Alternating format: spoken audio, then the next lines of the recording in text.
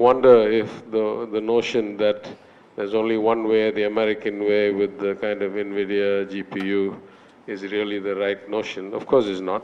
But even with all the breakthroughs, I still believe both in terms of the sheer amount of data that needs to be annotated, transformed, parsed, stored, as well as the amount of computing power that needs to be universally accessible at a reasonable cost, and the amount of energy that such data centers and computing requirements will need is going to take some time.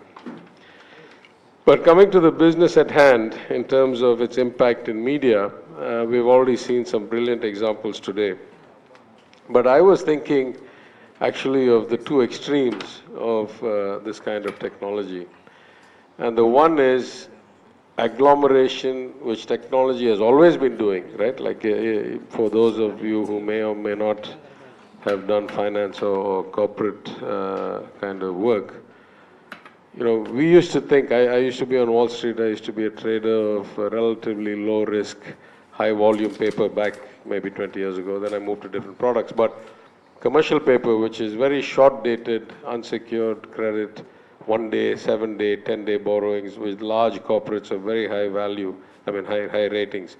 We used to trade, I think, in the US market, something like $2 trillion a day, in and out, buy, sell, average life 3 days, 5 days, right? Or maybe the outstanding was 2 trillion, maybe 500, 600 billion of it traded. There's zero risk almost, very low risk, just buying, selling.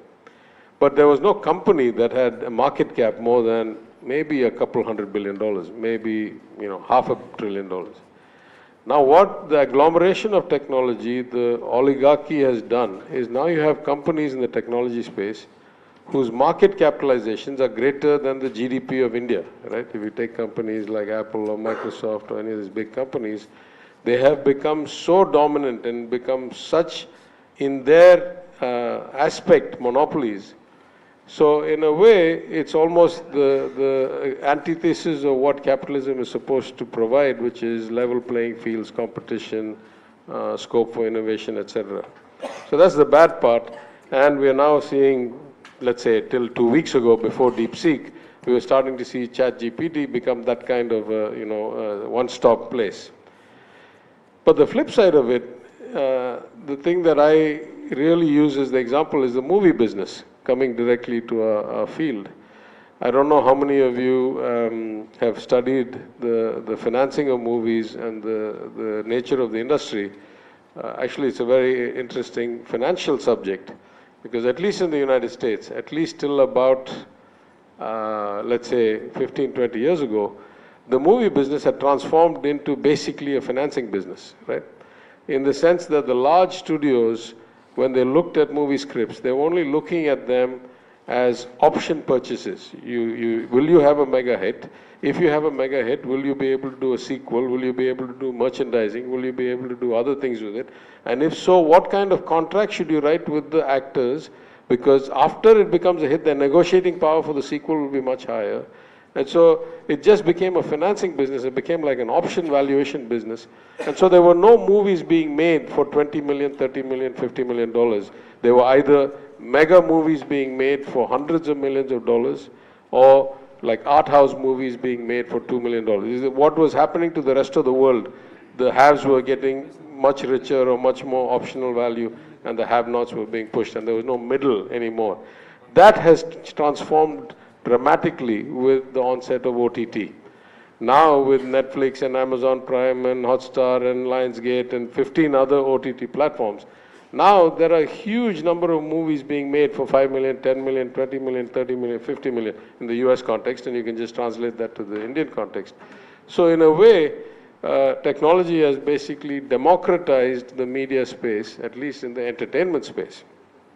Now you add AI on top of that, and we have already seen today that AI can do many things. It can be augmentative. It can make the performance of individuals or teams or companies better by being a supporting mechanism. It can be customizing. It can make sure that everybody sees a different version of what suits them and not the actual common platform. It can be creative. It can be what we call generative, that is creating something from nothing.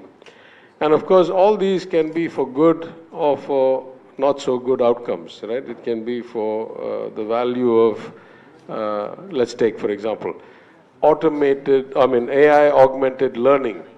There's so much information to show that if you have the loop with a good AI assistant, the ability to correct learning shortfalls in schools, including our own Government of Tamil Nadu schools, is much better than having just a human being evaluate papers, right? It's impossible for the best teacher in the world to process as much information about each individual student as effectively as the machine can do, because infinite memory, it has limitless capability to keep slicing and dicing this data. So in things like learning, it can actually hugely increase not just the productivity of the teaching system, but the actual outcome, how many weeks it takes to bring a student who's subpar to a particular level. In many other fields we have seen, and particularly in the law and in medicine, I have seen personally, I have companies that I've gone and opened or have inspected or just visited. The machine can do things that are beyond the realm of human capability. Right? The best examples I give, for example, in the field of law, all these AI-assisted litigation support systems can analyze cases in ways that human beings cannot. It can read comprehensively across a level of databases that no human being's memory is going to match perfectly. I sat as a member of the GST Council of India, and I was on a subcommittee or group of ministers to look at how to tax gambling. Lotteries was already decided, horse racing, casinos, and online gaming. Every time we met, we got some other case cited to us by some other interested party that had some other interpretation of what constituted a game of chance, what constituted a game of skill. Now, I'd like to think that this is not just because every judge does whatever they want to do, because really they should be driven by precedent, but because they themselves don't have enough information. These cases date from 1970s to 2023. Each case, if you don't know when you're writing your judgment what all other relevant cases are there, you're going to start going off on a tangent. So sometimes they'll say it's black, sometimes they say it's white, sometimes they say it's gray, no, sometimes it's dark gray. Computers don't have this problem. They can look at every single case instantaneously and come out with answers. And so if you look at the possibilities for AI in the law, not only will they give you much better assessments of outcomes of litigation, of affidavits, of plaints, but many of the systems I've seen, if you can train them based on the judgments of a particular series of judges, they can tell you, this case, if it goes before this judge, you'll get this outcome. If it goes before this other judge, you'll get this other outcome. So, these are all things that no human being can do. Or maybe the best lawyers in the world who have practiced only in this high court for 30 years, maybe they have built it into their head. But most human beings cannot do that. Same way in healthcare, I've seen in radiology, particularly if you take x-rays, I've seen what an AI-assisted chest x-ray analysis can do faster, better, more comprehensively than any human being. Because they can look at not only millions of x-rays, they can look at longitudinal analyses of x-rays. This patient, the last 4 x-rays, what has been the progression? What does that say about this kind of cancer? And therefore, how will I apply that pattern to somebody else's x-ray? No human being can do that. It's not in the realm. We can't do it across that many patients.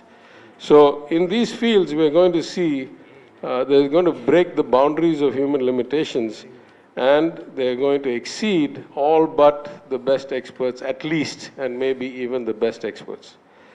So that raises the question now, the 3 main dilemmas that I see over here. The first is, if a machine can do the diagnosis better than a doctor, will I or can I allow the machine's diagnosis to be transmitted directly to the patient? Who will take responsibility if it turns out 1 in a million chance that is wrong? Why should I run a medical profession? Why should I have a specialization in radiology? Why should I give a license if the machine can do the job? And so our societal norms will still require that even the best AI will need some human being to then interpret it, put a signature on it, who's licensed to be a radiologist by the medical association of some company who has gone through the process, or her has gone through the process, and she says, I agree with this and I say so. So this is where the regulation and the government role and the self-regulating bodies like the Indian Medical Association or equivalents in other societies come in. The other question is, if you can do fragmentation of society through customization, that is, there's one piece of news, that news can be shown to me the way I want it, it can be shown to you the way you want to see it, and the machine already knows what you want to see because it has been observing your behavior, especially if you have things like Alexa and, OK Google and all this stuff. It's listening to you all the time. So if it's listening to you all the time, it is basically analyzing you in ways that you don't know, and it knows you in some ways better than you know yourself. And if it then has the right to customize the content to show you what you want, what happens to our society if each of us sees the same event in a different way? Anyway, we're going to see it with different mindsets. If we see the same image, I interpret the image or the video, I interpret it with what I know about the world, you interpret what you know about the world. Already we are customizing in our heads. If the machine customizes before it comes to me, now I start wondering, is there going to be any commonality left in our society? Or are we all going down this rabbit hole that only my perceptions are being reinforced and I'm driven into some extreme? Social media was already doing this anyway. Now AI can do this in kind of ways that we cannot imagine. So I think it's a very interesting time because, of course, all this implies that you need serious regulation, right? You cannot allow free rein with no guardrails, no boundaries. But the history of regulation, at least in advanced places like technology, is that the regulators can never keep up with the innovators. It's just the economic model. Innovators get paid a lot more and have a lot more incentive, and regulators, are regulators. They're bureaucrats, basically, at some level. We have examples where self-regulation by industry bodies does a decent job, and therefore governments, in a lot of cases, actually authorize self-regulatory bodies, even in something as simple as chartered accountancy. It is the ICAI that issues a chartered accountancy qualification and does disciplinary proceedings at the first level before it comes to the government. But even there, I would say, innovation, at least in my experience in the banking and derivative and securitization world, innovation in accounting and in what otherwise chartered accountants should be certifying in terms of perfected interests or controlling interests. That was a huge arbitrage opportunity for at least the 10 years before the global financial crisis. So even in accounting, if there's ways that innovation is going to keep up beyond regulation or professional control, then imagine what happens in AI. So I think this is going to be one of the major issues in our time. It has to be iterative. It has to be with industry involvement because the government per se is not capable of keeping up with this. But of course, there's going to be a boom, right? I mean, just like the movie business, the song business, the poetry business, about a month or 6 weeks ago, we ran the inaugural lecture series under the Tamil Virtual Academy. And we had my friend Madan Karki. And he showed how his poems could be customized based on who he thinks is listening to it. He's not doing it consciously. He's feeding the engine. And the engine is customizing the poem based on, or the lyrics of the song, based on what he thinks they're learning, or what the machine knows their previous listening history is. So a lot of things are going to change. This is a very timely topic, and I'm very happy that, as always, Madras University is hosting a conference on this topic. It's going to be probably a few iterations before we reach some equilibrium. There's a lot of risk for the societal model. There's a lot of opportunity for individuals, for artists, for creators, for journalists, for people in the media space.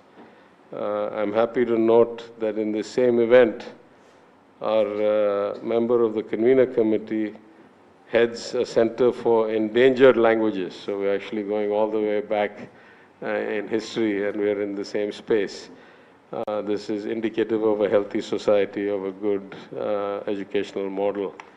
I wish you all a wonderful conference, and thank you for giving me this opportunity.